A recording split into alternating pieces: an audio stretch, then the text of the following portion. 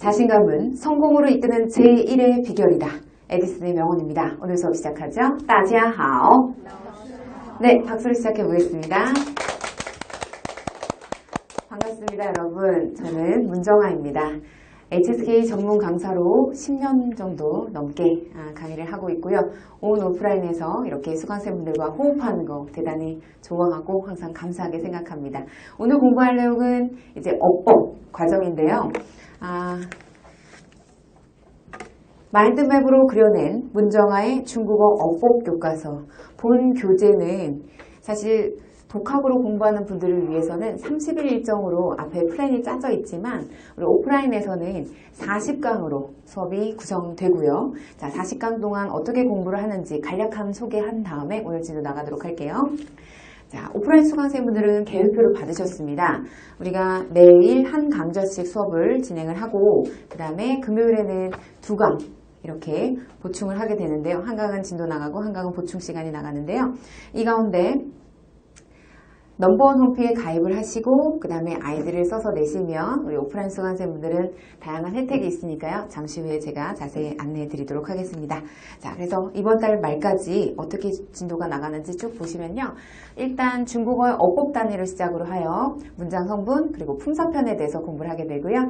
그리고 품사에 대한 정리가 모두 끝나는 다음 달 초, 중순 정도부터 시작해서 문형에 대해서 각종 문형에 대해서 다양한 문장 형태를 우리가 공부하게 됩니다. 자, 공부하시면서 처음에는 중국어 어법 별거 아니네 자만하시면 안 되고요. 갈수록 어려운 내용도 나오고 조금 이해하기 힘든 부분도 생길 수 있지만 저와 함께 슬기롭게 잘 해결해 나가기로 하고 문장 구조가 튼튼해지면요. 회화든 아니면 중국인들과의 교류든 아니면 회사 내에서의 업무든 간에 막힘이 없을 수 있도록 제가 최선을 다해서 안내해 드리겠습니다. 자, 단연간의 강의 경력을 토대로 오늘부터의 강의, 바로 중국어 어법 강의가 시작되는데요. 여러분 첫 화면 함께 보실까요? 네, 마인드맵으로 그려낸 문정아의 중국어 어법 교과서 본 교재 1강 시작하겠습니다. 우리가 중국어에는 가장 작은 단위부터 큰 단위까지 나뉠 수가 있는데요. 어법적으로 봤을 때 더 이상 쪼갤 수 없는 최소의 단위가 있어요. 자, 최소의 단위. 이 최소의 단위는 단어보다도 더 작은 단위입니다. 함께 따라해보시죠. 형태소. 형태소. 네, 중국어로 형태소는 우리가 위수, 시작, 위수 혹은 츠수, 시작, 츠수라고 합니다. 자, 위수와 츠수, 어소 혹은 사소라고 읽혀지는데요.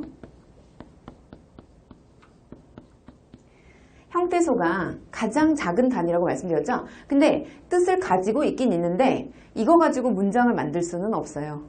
이런 단위. 형태소는 보통 이름절이나 이음절로 구성이 되어 있습니다. 다 함께 따라해보세요. 단어. 네, 단어는 중국어로 우리가 츠라고 합니다. 다 함께 츠. 그래서 새로 나온 단어 다 함께 셩츠. 그렇죠. 셩츠. 자, 단어예요. 단어는 사라고 불려지고 이렇게 츠라고 발음합니다. 다음 세 번째. 단어와 단어가 결합한 형태를 바로 구라고 부르거든요. 자, 따라해보세요. 구. 그렇죠. 근데 이 구가 한국어로는 구지만 중국어로는 구가 아니라 도안유라고 읽힙니다. 다 함께 도안유. 한 번 더 도안유. 네, 그래서 오늘 다양한 구의 세계를 잠시 후에 공부하게 되고요.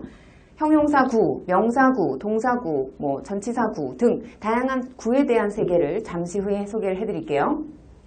자, 그러면 이 도안유는요, 글자 그대로 그냥 한자 자체로 읽자면 단어가 돼버리죠.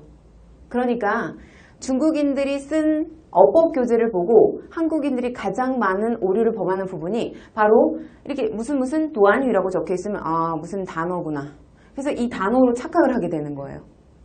아니에요. 단어와 단어가 결합돼서 2개 이상 결합된 단위를 바로 구라고 하기 때문에 이 구, 중국어로 도안이라고 하니까 문법 용어가 혼동됨이 없도록 주의하세요. 자, 다음 이 구가 완성이 된 형태, 하나의 완성된 문장 형태가 되면 문이 됩니다. 다 함께 문.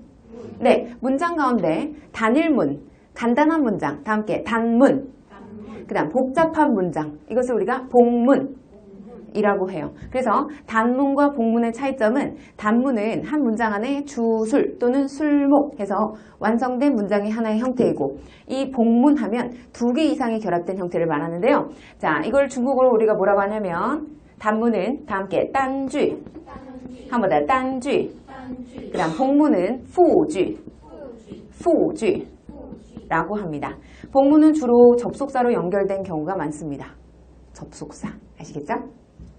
자, 그래서 어소 바로 형태소서부터 시작해서 복문까지 우리가 살펴봤고요.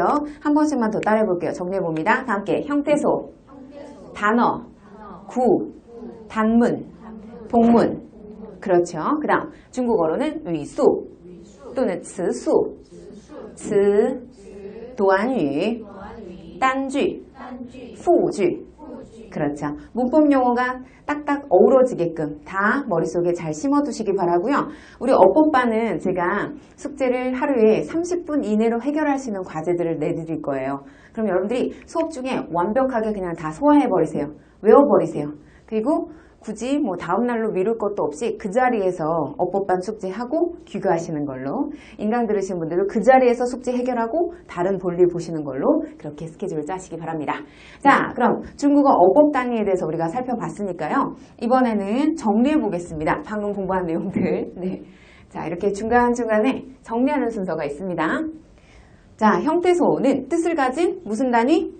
최소의 단위였는데요. 자, 형태소를 중국어로 뭐라고 한다고요? 그렇죠. 위수 혹은 츠수라고 한다 그랬죠? 자, 단어는 뭐라고요? 다 같이? 츠. 오케이. 츠. 다음 구는요? 도안유. 한 번 더. 도안유. 그렇죠. 문장은 단일문과 복합문으로 나눴습니다. 단일문을 딴쥐. 그렇죠. 복합문을 fu쥐라고 했었죠. 그래서 쥐즈를 딴쥐, fu쥐로 나뉘는 부분 말씀드렸습니다. 자, 다음 내용은 형태소에 대해서 좀 더 자세한 이해를 해볼 건데요. 교재는 31페이지 펴시면 됩니다. 자, 31페이지에서 여러분 형광펜 준비. 우리 수업 시간 중에는 형광펜하고 색깔펜 한 자루씩만 더 있으면 됩니다. 자, 형태소라는 것은 뜻을 가진 더 이상 분리할 수 없는 가장 작은 단위를 바로 형태소라고 부르는데, 여기서 자, 더 이상 분리할 수 없는 밑줄자, 가장 작은 단위 형광펜 밑줄자. 네, 가장 작은 단위. 그래서 우리 교재에서는 몇 가지 예가 다뤄지고 있어요. 자, 우리 현재 교재 31페이지 보고 있는 중이고요. 이 가운데 몇 개의 단어만 따라해보시죠. 함께 지혜, 川, 巧克力. 네, 이 가운데 巧克力를 잠깐 예로 들어볼게요. 이거 巧克力를 삼음절로 되어 있잖아요. 이 단어를 만약에 巧만 하면 초콜릿이라는 뜻을 알 수 있나요? 克는 어때요? 克. 안 되죠. 반드시 세 단어, 巧克力 이렇게 세 단어가 결합되어야만 뜻을 가질 수가 있죠. 그래서 형태소는 보통 1음절, 2음절로 만들어진 경우가 많지만 3음절로 되거나 4음절로 된 외래어 이런 것들이 형태소에 해당이 되고요. 형태소 외에 우리가 보통 단어, 그러니까 단어가 형태소 다음 단위지 않습니까? 단어 안에 형태소가 포함되기 때문에 어떻게 보면 이게 형태소이면서 또 동시에 단어일 수도 있는 거예요. 어쨌든 뜻을 가진 최소의 단위예요. 알겠죠? 네, 이렇게 이해하시면 되고요. 그러면 다음은 단어에 대한 정의를 한번 같이 읽어보겠습니다. 역시 31페이지입니다. 같이 읽어보죠. 형태소로 구성되어. 시작! 형태소로 구성되어 있고 독립적으로 사용할 수 있는 가장 작은 단위. 옆에다 적어보세요. 문장 성립 가능. 문장 성립 가능. 문장으로 만들어질 수 있어요. 단어 하나 가지고서. 네, 자, 형태소보다는 조금 더 큰 범위지만 단어 안에 형태소가 포함되므로 일부 단어들은 이거 형태소임과 동시에 또 단어라고 볼 수 있는 거죠. 자, 따라해 보십니다. 함께 听中国桌子学校. 그렇죠. 단어입니다. 자, 그러면 이 단어 부분에서 우리가 이해해야 될 파트가 있어요. 바로 품사라는 부분이에요. 자, 다 함께 따라해 보세요. 품사. 네, 저는 사실 처음에 어법을 정리할 때는 개념이 안 잡혀 있으니까 품사면으로 접근했었어요. 중국인들 대부분이 품사로 가르쳐요. 특히 부사, 전치사, 접속사 이런 어려운 품사들에 대해서 정리를 해주시는데 이해하기가 힘들고 낱낱이 이렇게 파헤쳐져 있어서 정리가 안 되는 거예요. 항상 뭔가 알 것 같으면서도 또 어려운 문장 만나면 또 버벅거리고 헤매고. 그래서 왜 그런가 연구를 거듭하고 어법교과서를 집필할 때야 비로소 정리가 된 내용이 바로 품사면으로 공부해서는 안 돼요. 이거는 끝도 없어요. 한 단어가 가지고 있는 품사 여러 가지거든요. 자, 이 품사라는 것은 뭐냐면 조금 아까 뜻을 가진 최소의 단위부터 우리가 단어까지 설명을 드린 상태죠. 그죠? 단어 형태소로 구성되어 있고 독립적으로 사용해서 문장을 만들 수 있다고 했어요. 제가 옆에다 문장 만들 수 있다는 거 적으시라고 했는데 이 품사라는 것은 같은 속성끼리 묶어놓은 갈래예요. 자, 교재에 기록이 되어 있습니다. 31페이지 하단에 단어를 공통된 성질끼리 모아놓은 갈래. 형과 표미 줄죠. 그리고 품사에다 동그라미. 이어서 따라해 보시겠습니다. 명사, 대명사. 수사, 양사. 그 다음 동사, 형용사. 부사, 전치사. 접속사, 조사. 감탄사, 의성사. 자, 이 가운데 감탄사와 의성사는 시험에 나오지 않는 형태이기 때문에 이것은 저희가 수업 시간 중에는 설명을 생략할 거고요. 나오지 않고 그 다음에 여기서 자 중요한 부분에 대해서는 다음 페이지에서 제가 표시를 해드리도록 할게요. 자, 품사. 단어를 공통된 성질끼리 모아놓은 갈래. 자, 여기서 공통된 성질이라는 부분에 조금 전 31페이지 하단에서 여러분들 체크를 해주셨고 묶어놓은 갈래가 지금 코겐속 정리로 나와 있죠? 네, 코겐속 정리 속에서 명사, 대명사, 동사, 형용사, 수사, 양사, 부사, 전치사, 접속사, 조사 이렇게 있는데요. 자, 고개 드시고 순간 기억력 및 소리로 우리가 학습을 했어요.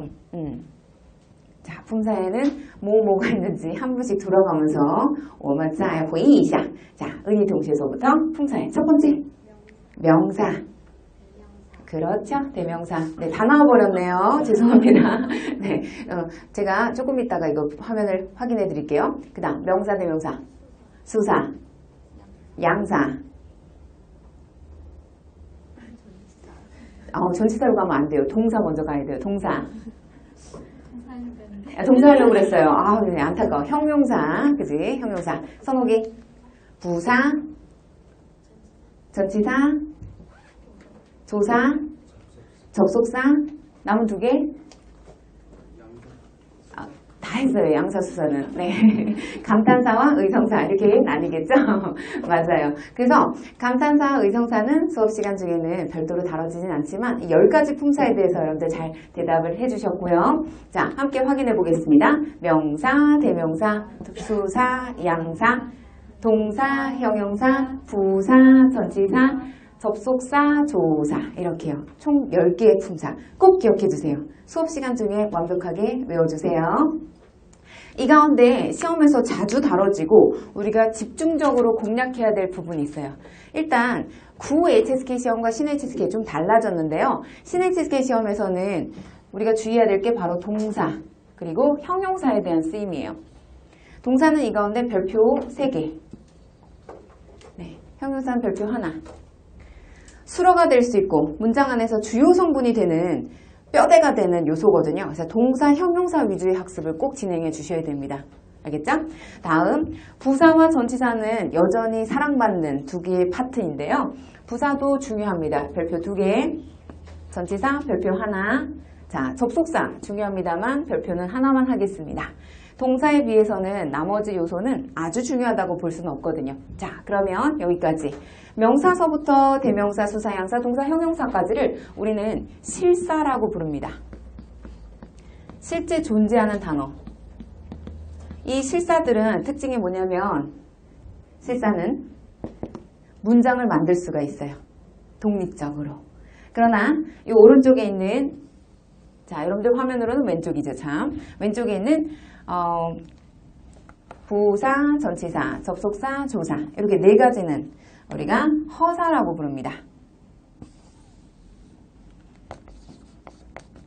허사는 중국어로 쉬츠라고 합니다. 한 번씩 따라해보세요. 실사, 实词, 허사, 쉬츠, 허공의 단어란 뜻이에요. 허공의 단어, 허위에.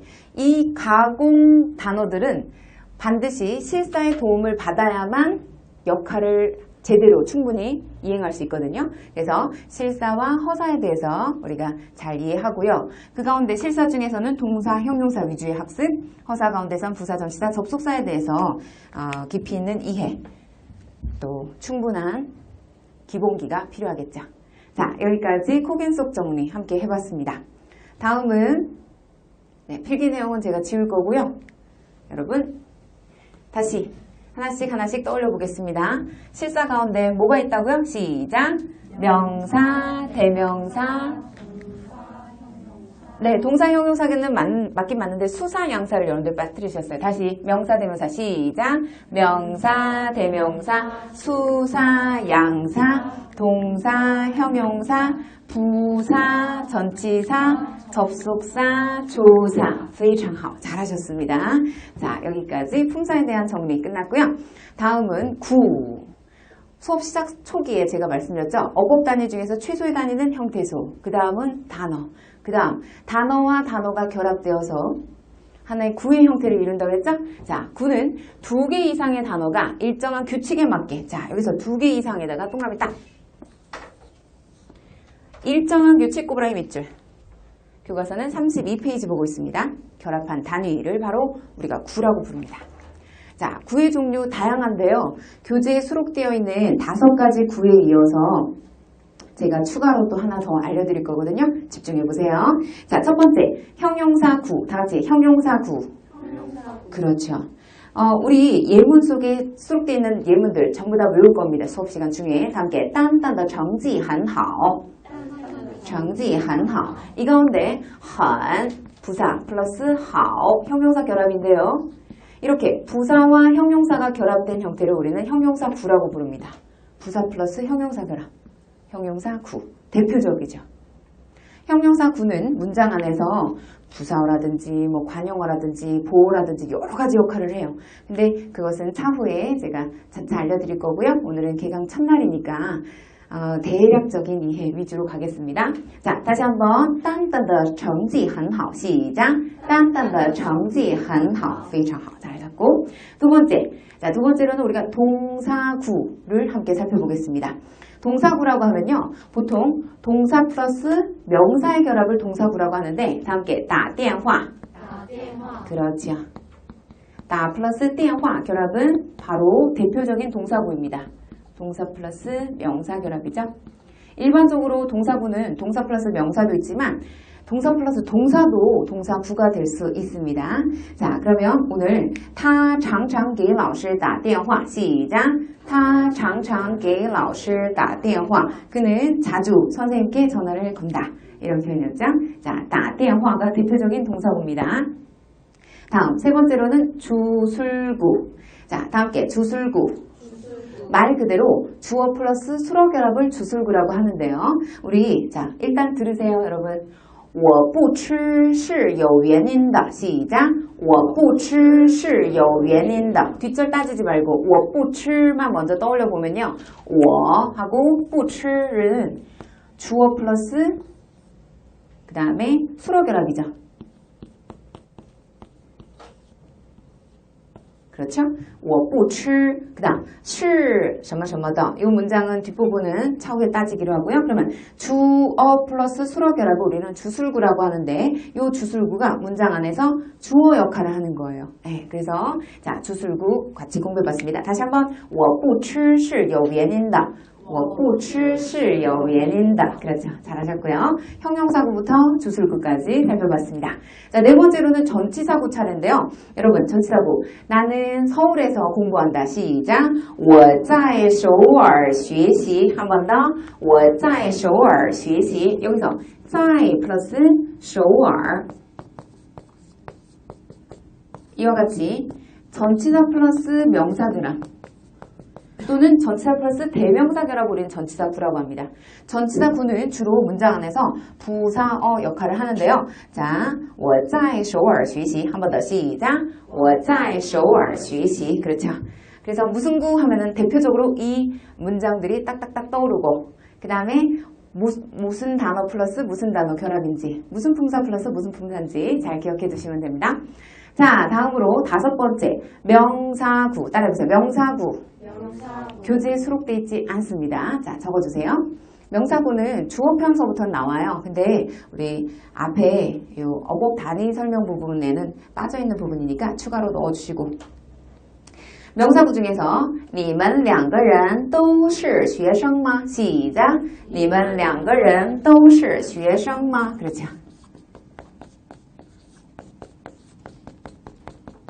그러면 잘 보세요. 你们 대명사 플러스 两个人 요거는 수사, 양사, 명사 결합인데 이것도 우리는 명사라고 간주합니다. 수량명 결합에서 른이라는 명사가 있기 때문에 대명사 플러스 명사 결합 혹은 명사 플러스 명사 결합 이런 것들 우리가 명사구라고 하고요. 그 다음에 뒷문장 你们两个人都是学生吗는 제가 하단에 적어드릴게요.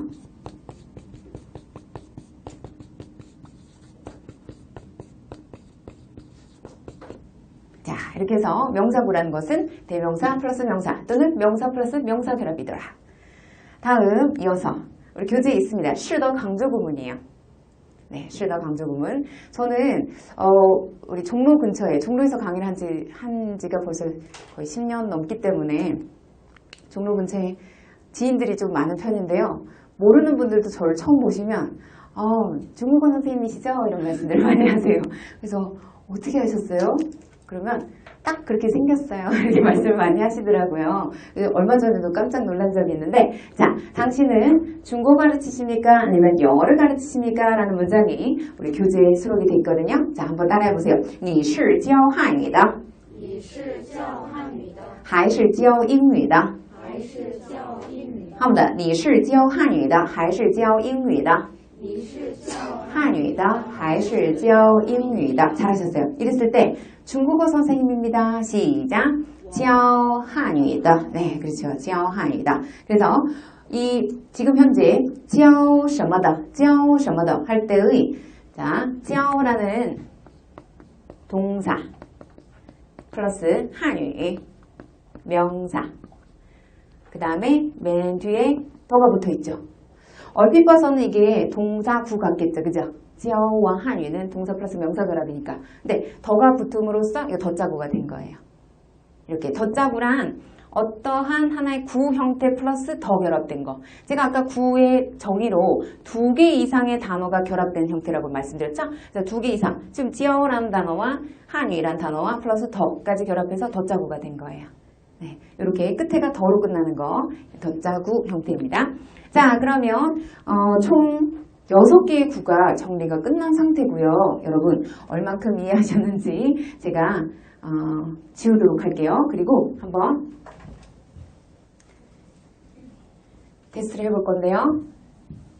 자, 구에 대한 설명 가운데 덧자구에 대한 정의 그리고 그에 대한 이해 지금 다시 한번 눈으로 확인해 보겠습니다. 함께 읽어보죠. 你是 시작.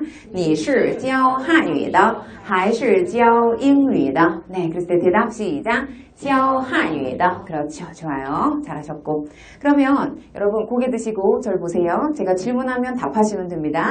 자, 형용사 구라는 것은 뭐 플러스 뭐? 부사 플러스 형용사였고요. 뭐 딴딴이의 성적 자 외워봅시다. 시작.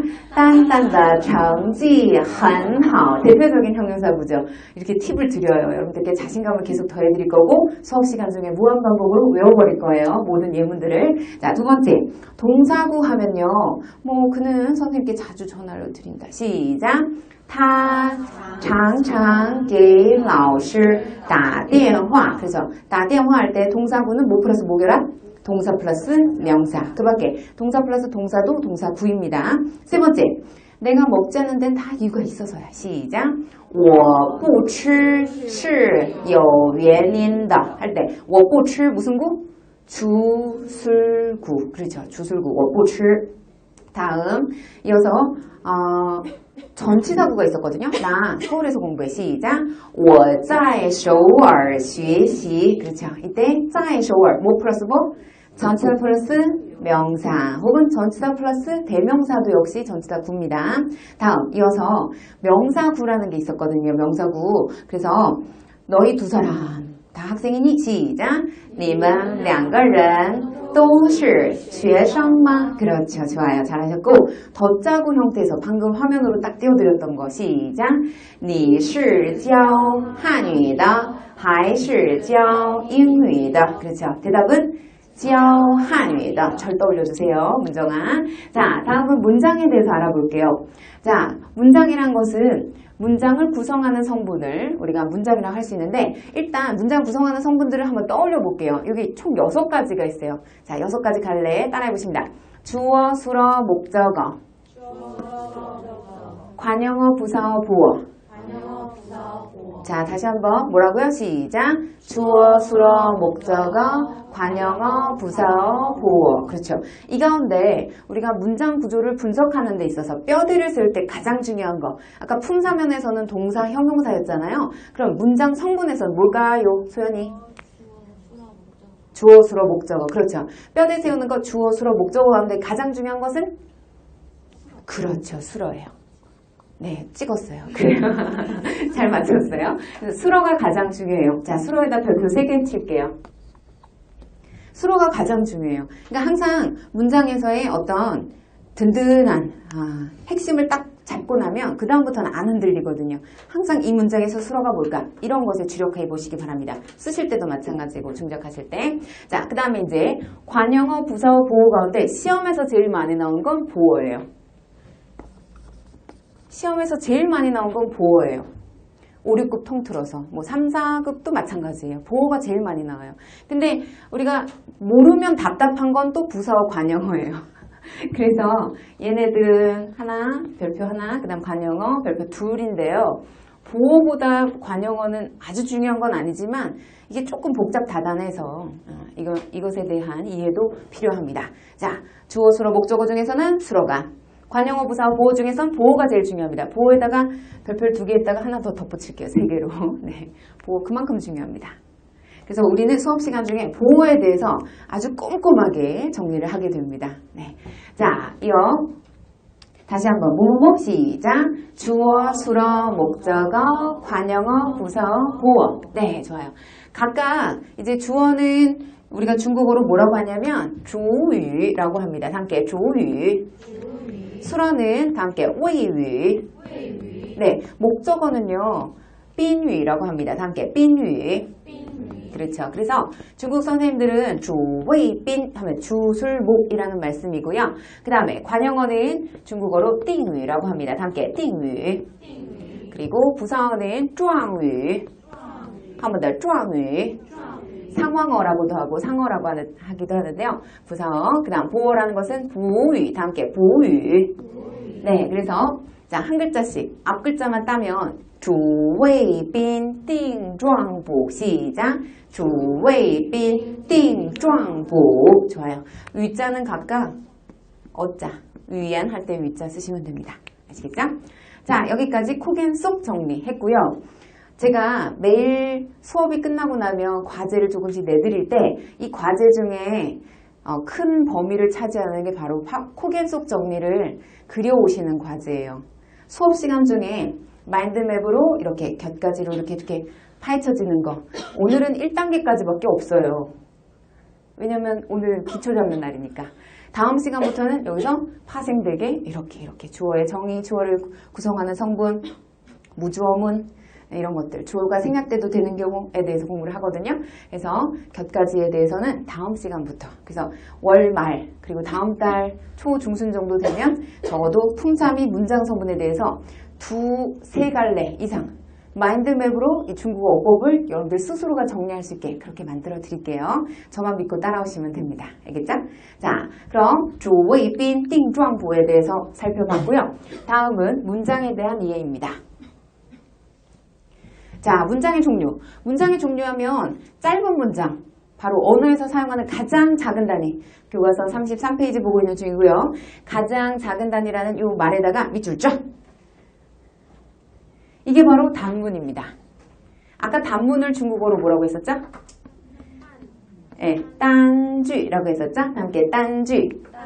좋아요. 주어와 수어의 관계가 한 번만 포함되는 거. 이게 바로 단문입니다. 자, 주어 수어 한 번 동그라미. 주어 수어 밑줄 한 번 동그라미. 반면 복문이라는 거는 두 개 이상 결합되는 형태들인데, 자, 33페이지 하단 보시면 예문에 너 뭐 먹고 싶니? 다 함께 你想吃什么? 饺子. 잘 아시다시피 중국인들은 물만두, 그 다음에 또 고기만두 이런 것들 좋아하고요. 빠오즈도 굉장히 좋아하죠. 저도 중국 현지에서 하루에 하나 이상씩은 빠오즈를 먹었던 기억이 납니다. 자, 饺子는 주로 중국 북방 지역에서, 남쪽 지역에서는 미판을 주로 즐겨 먹습니다. 쌀밥. 그래서 저희가 원어민 선생님들 가운데 그 북경 토박이 선생님 홍단 라오스와 남쪽 선생님 위보 라오스가 계신데요. 두 분이 이렇게 같이 식사를 할 때면 메뉴 고를 때 항상 우리 위보 라오스는 무조건 밥이 있어야 돼. 한국 사람 같아요. 그 다음에 홍단 라오스는 吃面吧, 面条吧. 칼국수 상당히 좋아하십니다. 일주일에 2번 정도는 칼국수 드시는 것 같아요. 자, 그래서 지금 현재 단문이라는 그런 부분에 있어서 여러분들 33페이지 하단에 너 뭐 먹고 싶니? 뭐라고요? 시작! 你想吃什么? 자, 물만두 饺子. 그렇죠. 이때 饺子는 단어죠. 근데 이 단어가 문장을 이루죠. 주어 수로 없어요. 我吃 이거 없어요. 그냥 목적어 자리에 원래 놓여야 될 것 같은 饺子가 그냥 문장을 이루는 거예요. 이렇게 단일문. 이거 단문이에요. 단문이라는 것은 단어 하나만 이렇게 문장이 되기도 합니다. 자, 하단에 보시면 화살표로 단어와 단어가 결합하여 문장이 되기도 하고 단어 하나로 문장이 될 수 있다 라고 적혀 있죠? 단어 하나로 문장 될 수 있다 밑줄점. 이것도 문장이에요. 그래서 여러분들이 독해 프린트물이나 뭐 교재를 보시게 되면 뭐 첫 번째 단락, 두 번째 단락 이렇게 나눌 때 첫 번째 단락의 경우 두 칸 띄고 시작하거든요. 그 다음에 여기에 이제 예를 들어 饺子 하고 마침표가 돼 있어요. 쌍따옴표 돼 있으면 네. 그럼 이게 한 문장이에요. 하나의 문장이라서 문단으로 한 문단. 그 다음에 또 두 칸 띄고서 그 다음 시작해야 되는 거죠. 이해되시죠? 단어지만 하나의 문장을 이루기 때문에 하나의 문단이 되기도 한다. 자, 다음 문장의 종류 가운데 단문, 우리가 이제 복문 들어갈 차례인데요. 복문이란 건 34페이지로 또 넘겨보시고요.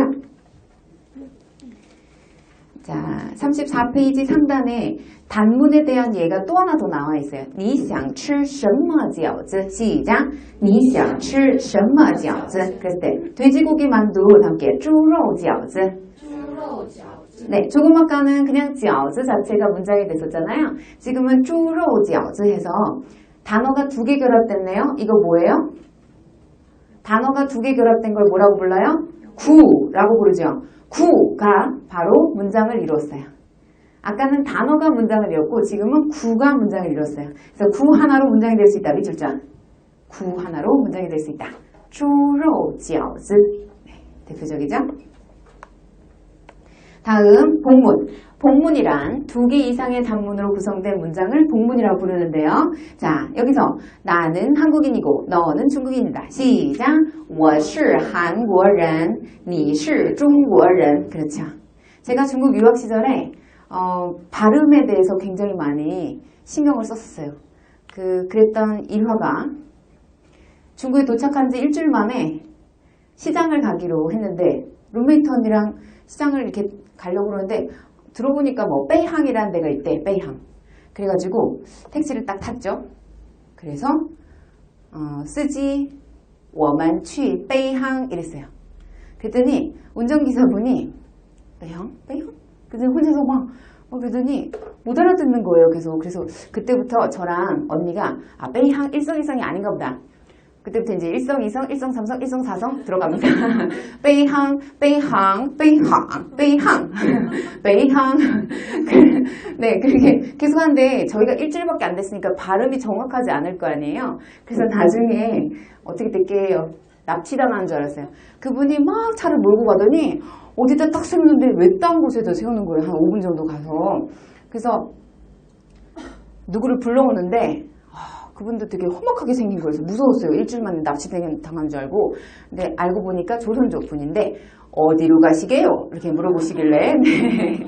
저 빼이항이라는 무슨 시장이 있대던데 그랬더니 그분이 하시는 말씀이 빼이항이 아니라 빼이항이에요. 삼성 이성으로 빼이항 시장. 네, 그래서 이제 일주일 만에 그거를 성조의 중요성을 깨닫고 성조를 굉장히 열심히 연습했던 기억이 납니다. 그러다 보니까 중국 친구들이 저에게 만나면 너 발음 괜찮다 그런 얘기 들을 때마다 막 자신감도 생기고 더 열심히 해야겠다는 생각을 많이 했었어요. 중국 현지에 가야 되는 이유가 여기 있어요. 여행은 꼭 한 번씩 가시고요.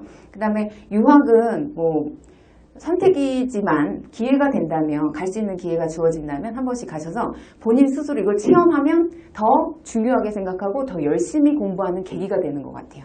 네. 그리고 우리는 현장 강의를 통해서 원어민 선생님이 끊임없이 막 코치를 해주시죠. 그 다음 대화 나눌 때도 가급적 원어로 대화 나누려고 노력해보세요. 그러다 보면 나도 모르게 발음이 조금씩 더 정확해지는 걸 느끼실 거예요. 네. 자, 현재 우리 본문 부분 보고 있고요. 그래서 나는 한국인, 너는 중국인. 뭐라고요? 시작. 韩国人, 你是中国人. 그렇죠. 그 다음에 이 문장 자체가 我是韩国人, 주술목, 你是中国人, 주술목 해서 단문 두 개가 결합됐으니까 이거 뭐예요? 복문이 된 거죠. 복문, 복합문, 복문, 후주의가. 그 다음에 그 밑에 문장 보시면 막 일어나서 밥맛이 없어. 시작. 因为我刚起床所以什么都不想吃. 자, 因为所以라는 접속사에다가 네모박스. 그래서 항상 인과관계 접속사 혹은 조건관계 접속사 앞뒤에 호응을 이루는 이 접속사 구조들에 대해서 우리는 깊이 있는 이해를 꼭 해야 되고요. 중적할 때 꼭 하나 이상씩은 써버릇 하시기 바랍니다. 자, 이렇게 해서 본문에 대해서 우리가 깊이 있는 이해를 해봤습니다. 다음은 품사와 문장 성분에 대한 비교인데요. 34페이지 하단에 보시면 표가 나와 있죠. 이 가운데 특징, 자, 품사의 특징 가운데 여러분 각 단어가 고유하게 지니는 문법상의 의미, 자, 문법상의 의미 밑줄 줘. 그 다음 문장 어느 자리에 쓰이든 품사는 변하지 않는다. 품사는 변하지 않는다. 밑줄 줘. 이게 무슨 말인지 조금 이따 제가 설명드릴 거고요. 다음 문장 성분 1번에서 단어 또는 구가 문장 안에서 어떤 역할을 하고 있는지 나타낸다. 자, 어떤 역할 밑줄 줘. 주어, 수어, 목적어인지, 관용어, 부사어, 보어인지, 그죠? 자, 두 번째, 문장에서 어떻게 쓰였느냐에 따라서 문장 성분은 변할 수 있다. 이 가운데 문장 성분 변화 밑줄 줘. 자, 특징 가운데 우리가 기억해야 될 사항은요. 1번과 2번에서 각각 나왔듯이, 네, 자, 저를 잠깐 보세요. 품사 자체가 바뀌는 건 아니에요. 근데 문장 성분은 바뀌게 돼 있어요. 이게 어느 자리에, 주어 자리에 들어가 있으면 주어가 되고 수로 자리에 들어가 있으면 수로가 되고 목적어 자리면 목적어가 됩니다. 그래서 중국어에서는 품사가 변형되는 일이 없으니까 이해하기가 굉장히 빠르죠. 자, 그 종류는 조금 아까 다 외웠기 때문에 한번 다시 되돌이켜 생각해보죠. 자, 품사의 종류 뭐뭐뭐 있죠? 시작. 명사, 대명사, 수사, 양사, 동사, 형용사, 부사, 전치사, 접속사, 조사. 그렇죠. 그래서 명사, 대명사, 수사, 양사, 동사, 형용사, 부사, 전치사, 접속사, 조사. 이렇게 해서 한 글자씩만 제가 따봤고요. 여러분들은 숙제하실 때 코겐 속 정리로 본인 스스로 이렇게 해서 가지치기해서 그려오시면 됩니다. 조금 이따 자세히 안내해 드릴 거고 문장 성분에는 6가지 있었거든요. 시작! 주어, 수어, 목적어, 관형어, 부사어, 보어. 그렇죠. 수업 시간 중에 주술목은 SVO, 관형어, 부사어, 보어는 원가로, 네모가로, 꺾은 가로 표시를 하게 됩니다. 자, 여기까지. 그럼 이제 예문으로 우리가 확인을 해볼 건데요. 품사와 문장 성분에 대한 예 가운데 单单学法语 시작. 그렇죠. 单单学法语. 그러면 单单은 사람의 이름은 주어 자리 놓였으니까 주어입니다. 学는 뭐예요? 네, 동사로서 문장 성분은 수로가 되겠죠. 그죠? 그래서 잘 보세요. 명사, 동사, 명사의 결합인데 문장 안에선 주어, 수로, 목적어가 됩니다. 반면 자 문장 성분으로 오른쪽 하단을 보시면요. 法语很容易 시작. 그렇죠. 저는 중국어 강사지만 이런 말 자주 합니다. 찐따이 장화, 마른따이 운동화 이런 거. 네. 파위 很容易. 자, 프랑스 전공하신 어떤 분이 이런 유머를 쓰시면 정말 웃기죠. Bonjour, Drezou, Paris Baguette 이러면 똑같은 예인 것 같아요. 자, 여기서 보시면요. 파위가 똑같은 명사긴 한데 앞에는 목적어로 쓰였고 뒷문장에서 어때요? 주어로 쓰였네요. 그럼 품사는 바뀌나요? 안 바뀌죠. 품사는 동일하게 명사죠. 그죠? 그 다음에 很 부사, 容易 형용사. 그래서 문장 안에서 이렇게 해서 주어 뒤 수로 앞 부사가 자리. 나중에 또 배우게 돼요. 지금 당장은 복잡해 어지러워 이렇게 생각되시는 분들은 이 부사어 때문에 그래요. 부사어 관용어가 우리를 어지럽게 만드는데 주어 수로는 명확합니다. 자, 정지간 파위가 앞에서는 목적어였는데 뒤에서는 주어로 바뀌었지만 품사는 변하지 않는 거죠. 이게 바로 품사와 문장 서문의 가장 두드러진 차이점. 그 다음에 자, 파위의 품사는 변하지 않았지만 문장 서문 바뀌었다. 여기다 밑줄 줘. 품사는 변하지 않았지만 문장 서문은 바뀌었다. 자, 그럼 우리 기차놀이 한번 할 차례인데요. PPT 화면 잠깐 봐주세요. 중국어에서 문장 전체를 수식하는 부분을 우리는 부사어라고 해요. 자, 다 함께 부사어. 네, 이 부사어는 네모가로로 제가 수업 시간 중에 이렇게 표시를 해드리게 되고요. 그 다음에 주어 앞에서 주어를 제한 수식하고 목적어 앞에서 목적어를 제한 수식하는 성분을 관형어라고 불러요. 다 함께 관형어. 그렇죠. 관형어. 그 다음에 주어, 수로, 목적어는 제가 각각 SVO로 표시를 해드리게 되고요. 자, 부사어라는 게 문장 전체를 꾸며주는 부사어가 있는가 하면 수로 앞에 놓여서 수로만 수식 제한하는 그런 부사어도 있어요. 이것도 부사어인데 자, 한번 순서대로 따라 읽어볼게요. 다 함께 부사어, 관형어, 주어, 부사어, 수로, 보어, 관형어, 목적어. 그렇죠? 그래서 주, 술, 목 사이사이에 관형어, 부사어, 보어가 들어간다는 사실. 이 가운데 뭐가 제일 중요하다고요? 수로? 하나 더? 보어. 그렇죠. 술, 보. 뼈대, 옆에서 뼈대를 보충해주는 성분. 네. 자, 여기까지 중국어 어순을 함께 확인해 보고 있습니다. 그러면요, 우리 이번에는 교재 35페이지에서 중국어의 어순. 조금 전에 우리가 이렇게 함께 그리고 표시했던 이 어순에 대한 이해를 좀 더 깊이 있게 해볼게요. 원래는 주, 술, 목이지만 수로 뒤에서 수로 허할 때 보충해주는 성분 보어. 그래서 다 함께 我写日记 시작. 네, 보어는 수로 뒤에 놓인다는 사실 꼭 기억해주세요. 그래서 我写完了日记 시작. 我写完了日记. 그렇죠. 우리 교재에 수록되어 있는 내용을 그대로 따라하고 계십니다. 조금 전에 我写完了日记할 때, 일기 할 때, 이 중에서 我가 주어, 写가 수로, 그 다음 완이 결과보어. 자, 따라해보세요. 결과보어. 그죠? 다 썼다는 거죠. 그 다음에 일기, 목적어. 이렇게 해서 주술, 보목 형태인데요. 我写日记 주술목에서 완자가 결합되어 있습니다. 자, 다음은 중국어에서 자, 수식어는 중심어 앞에 놓입니다. 중심어 앞 동그라미. 형광펜 밑줄 좀 그어주시고.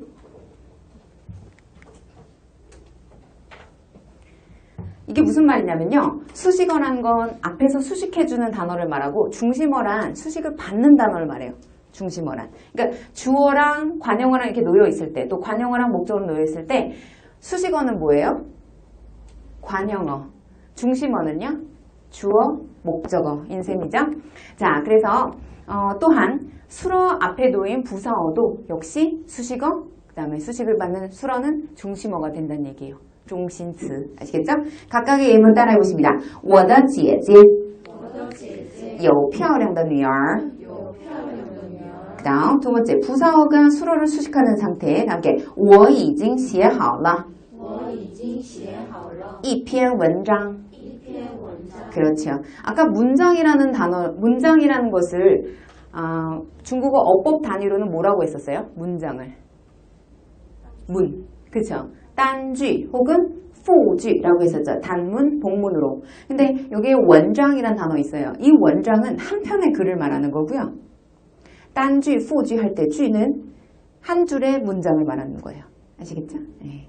네, 그렇게 해서 주요와 원장에 대한 차이점 설명드렸습니다. 자, 이제 오늘 공부한 내용의 하이라이트.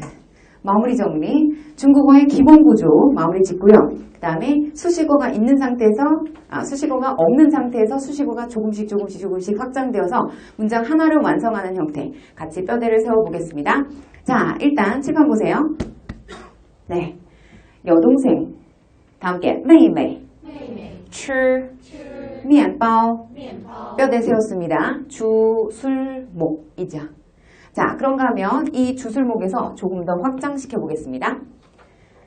여동생이 다 먹었다로 바꿔보겠습니다. 시작. 妹妹吃完了. 그렇죠. 妹妹吃完了. 보어 결합된 형태. 다음은 여동생은 다 먹었다 빵을. 시작.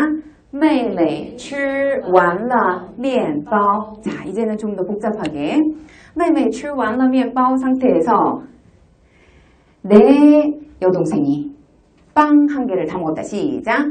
我的妹妹吃完了一个面包. 그렇죠. 여기서 我的妹妹는 잠시 후에 하나 더. 네, 我的妹妹吃完了一个面包. 자, 여기에서 또 조금 더 확장을 시켜서요. 방에서를 在屋里로 한번 집어넣어 보겠습니다. 내 여동생은 방 안에서 빵 하나를 다 먹었다. 시작. 我的妹妹在屋里吃完了一个面包. 네. 그러면 하나만 더 덧붙여서 문장 전체를 수식할 수 있는 부서 집어넣어 보겠습니다. 방금 내 여동생이 방 안에서 빵 하나를 다 먹었다. 시작. 刚才我的妹妹在屋里吃完了一个面包. 자, 그러면 방금 내 여동생이 방 안에서 빵 하나를 다 먹었다. 자, 응용해 봅시다. 방금 우리 아빠가 방 안에서 밥 3공기를 다 드셨다. 시작. 刚才我的爸爸在屋里吃完了3碗米饭. 그렇죠. 3碗米饭. 잘하셨어요. 이렇게 해서 확장시켜 나가면 됩니다. 별거 아니죠? 이때 주의사항은 이런 깡차이, 이런 단어들을 어떻게 적절하게 집어넣느냐 이런 차이인데 품사에 대한 이해는 제가 품사편에서 각각에 해당되는 품사편에서 보다 더 자세히 교재에 수록되어 있는 것들도 많이 있지만 그 외에도 좀 더 풍부하게 제가 더 뼈대를 세워드릴 겁니다. 자, 중국어 어순 한 번 더. 刚才我的妹妹 시작. 刚才我的妹妹在屋里吃完了一个面包. 네, 좋습니다. 자, 그러면 오늘 공부한 어휘 가운데 조금 발음이라든지 또 획수, 주의해야 될 단어들 몇 개만 짚어보겠습니다. 뜻을 모르는 동생들은 같이 뜻도 외워보시고요. 성적 다 함께. 成绩. 成绩. 보시면 실사변이죠. 요거 빠뜨리고 则자만 쓰시면 안 됩니다. 책임할 때 책자가 됩니다. 자, 지금 한 번씩 쓰시면서 마무리. 다음 일어나다. 이합동사 다 함께. 起床. 起床.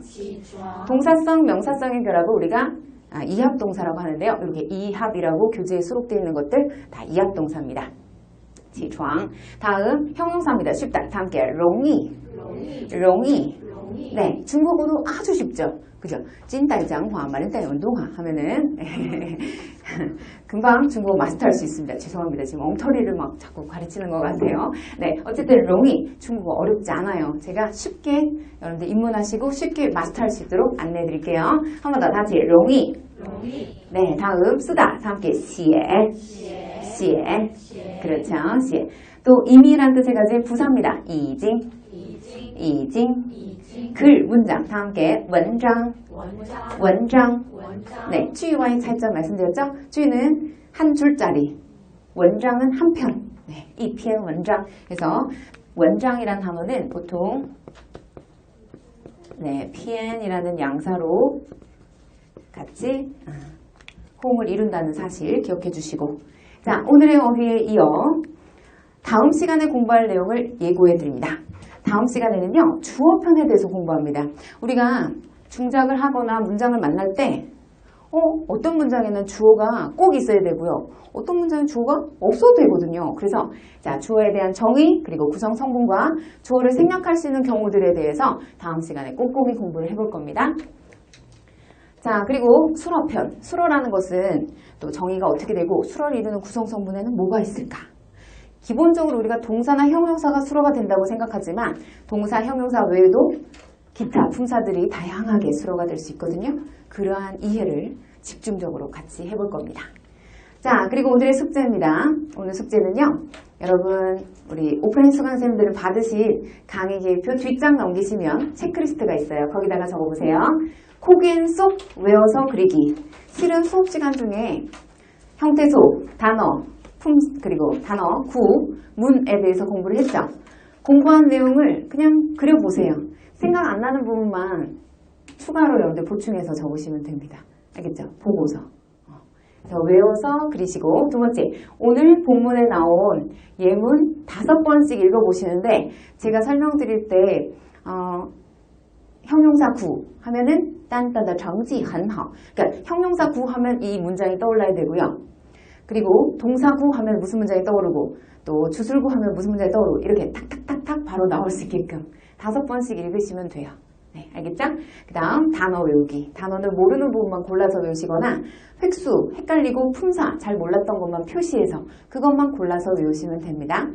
자, 함께 따라해보세요. 공부의 가장 큰 적은 자신감 부족. 첫 번째는 자신감 부족이에요. 두 번째, 부담감. 그렇죠. 나 할 수 없을 것 같아. 그 다음에 공부하기 싫어. 싫은 이유가 너무 많다고 여길 때 공부하기 싫거든요. 그래서 자, 우리 어법반 동시들은 지금 인강 또 현장 강의 끝나자마자 숙제 바로 하시고 귀가하세요. 그 자리에서 바로바로. 알겠죠? 그래서 이 공부라는 게 부담감으로 쌓이지 않도록, 또 내가 부담감이 쌓이다 보면 숙제를 많이 못하다 보면 점차 공부에서 멀어져요.